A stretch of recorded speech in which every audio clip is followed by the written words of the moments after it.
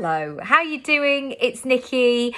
I want to share my experiment with you today and my findings and take you behind the scenes and share the results of what happened when I basically closed down my laptop for 10 days. Now, if you work a 9 to 5 or you take regular holidays, that might not seem an extreme thing in the slightest. But for me, who has always been self-employed, has always had that sense of being on, rightly or wrongly, we'll go into that in a little bit, it was a really big shift for me. And I wanted to document the process and give you this cheeky little two-parter. And this is not to say that this is the only way to do it or you should be doing this too. But I hope that it will give you some food for thought and some ideas, some inspiration maybe, or a sense of, I'm going to give that some thought and see how that could show up for me or how I would make that workable. So I wanted to give you a little bit of a backstory.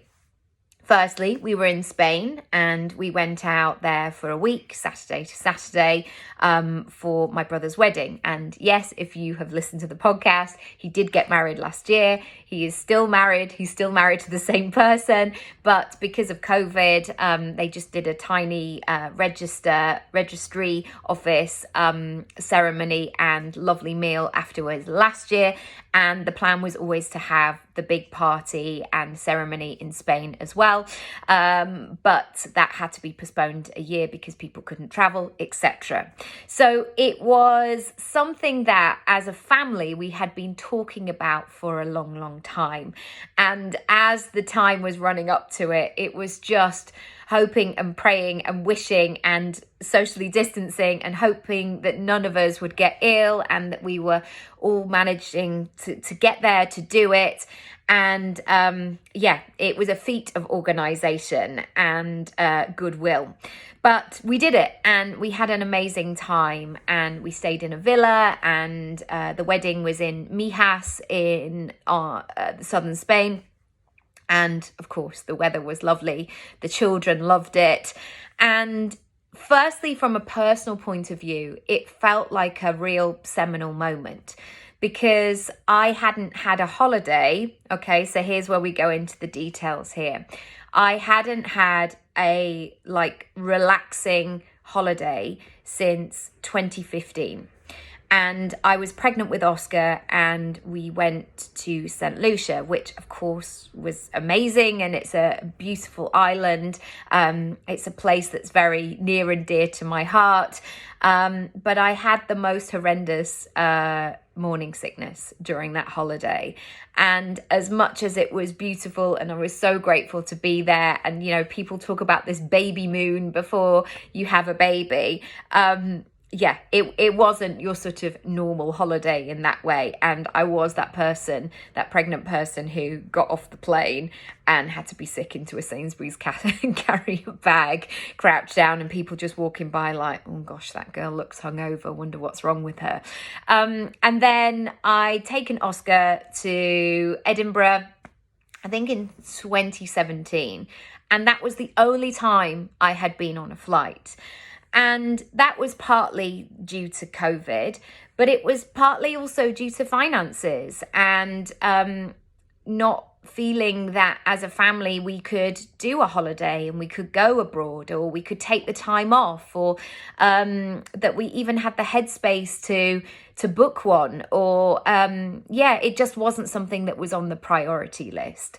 And so this felt like a really big moment, and I certainly had it. You know, our taxi came at 4:30 in the morning and it felt really special to look around that taxi and go, we did it. And like the vision board of wanting to travel with kids and take them to see the world and all of that good stuff, I felt suddenly it was starting to materialize, and I really soaked in those moments. And it was great. And even watching, even though Oscar had been on a plane, Luna never had been, as we took off, they were sitting next to the window and they both looked at me like, whoa. And it was the perfect reaction of that joy and intrepidation and anticipation and excitement. And yeah, it was magic. So why did I decide to close off my laptop, and what did I gain from it? What happened from this experiment? Number one, okay, this is the non-glossy version. I was tired, and I wouldn't say that I was quite burnt out in the way that I was still getting up in the morning. I was still doing the things. But I needed a rest. I was more than ready. And I was busy, and Matt had been away pretty much for the last 6 weeks previous to that. And I know that people parent their children by themselves all the time. And I know that I'm lucky to have him and all of those sorts of things. But it was hardcore. It was busy, and the end of term is always busy. And I was really tired, and I'd been working really hard. I didn't stop during the pandemic. I wasn't on furlough. It was a case of keep going, keep doing all of those things. And so a week last Thursday, when I finally turned off that laptop, I thought, I am tired. It's time to stop. It's time to reflect, and it's time to, see what's next. Number two, you may relate to this. I find it much harder to stop and relax than I do to keep going. I don't know where it came from, but I have this enormous fire, maybe, I mean, rightly or wrongly, determination. I'm a hard worker. I get the job done. I'm a doer, and that has worked for me a lot. A lot of my success that I've had in my life, or things that I've achieved, or things that I've done, have come from hard work. They haven't come from somebody saying, here it is, all on a plate for you. It's come from hard work. It's come from discipline. It's come from showing up and doing the things. And so that way of being is much more comfortable for me than stopping and relaxing, because I always have that sense that I could be doing more. And I know as I've got older that sense of could be doing more can sometimes be hiding or allowing me to not be in, wow, I'm going really deep here, can allow me to not be in that moment of sitting with my feelings. And I know that hard work and keeping going has been a coping mechanism for me over the years. And so you would think the relaxing, switching off would be the easier choice, but it's not the case for me. And I am that person who is very good at finding solutions. Like, okay, you need the job doing, you need a problem solving, let's do it. I mean, I'm, in that masculine, aren't I? And actually, I need to learn the discipline of switching off and slowing down and knowing that it is safe and okay to stop. Wow, here we go. Number three, I am going through a growth stage at the moment. I can feel it. And I can feel that something is brewing. And I know that something is around the corner. And I felt like there's a lot in my life. And I don't know what it is. I don't know what this next chapter is about necessarily. But I know that it's calling me to spend some time.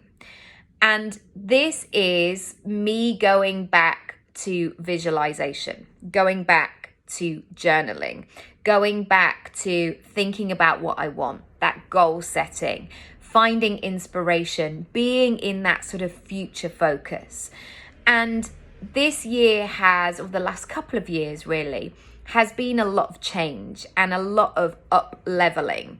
So moving house at the beginning of the year was an enormous up level of like, right, we are doing this. And nobody teaches you these things of how to navigate that process, how to negotiate, how to be in the room, how to hold the faith, hold the trust, etc. And now that our home is feeling a bit more settled, I am now looking back at my own patterns of what I can do to take care of that growth time.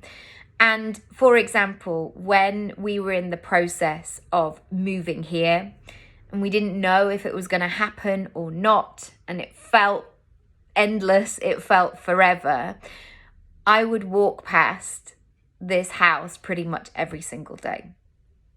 I won't speak about to the people who lived here before, but because that sounds a bit weird, but it was in my gaze.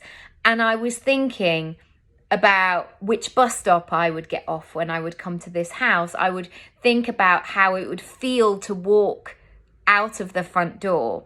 I would walk by and think, oh, Tuesday looks like it's bin day. And turns out it is. I became really familiar with it and I gave it that time. Now, I'm not saying walking past this house every single day brought this house into our lives, but it certainly helped. It certainly felt like I was spending time and giving it reverence and giving it my time and space and thought.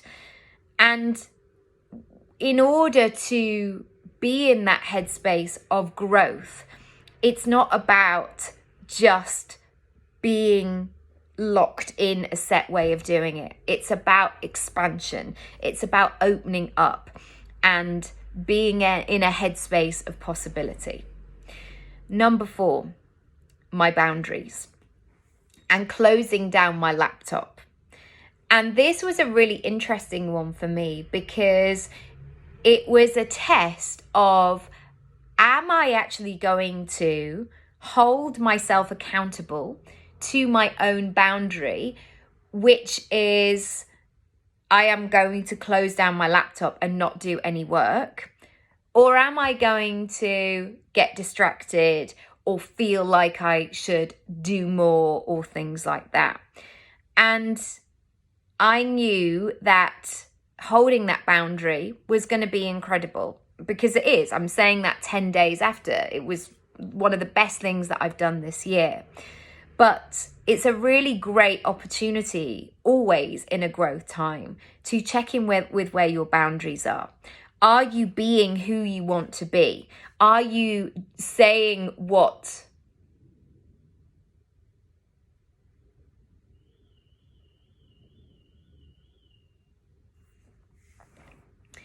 Are you being clear?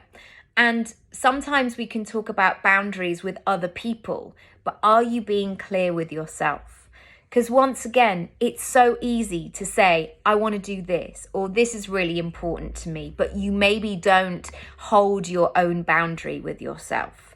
It's a really good test, and it's one that I plan on checking in with a lot. Number 5, I needed to check my system. So I knew that my Gmail was going to be fine. I could just do my out of office and no problem there.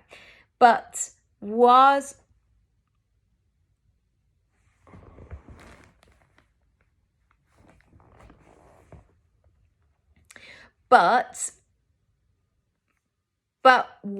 my business still functioning in a way that I wanted it to? Was I still getting inquiries? Were people still signing up for my newsletter?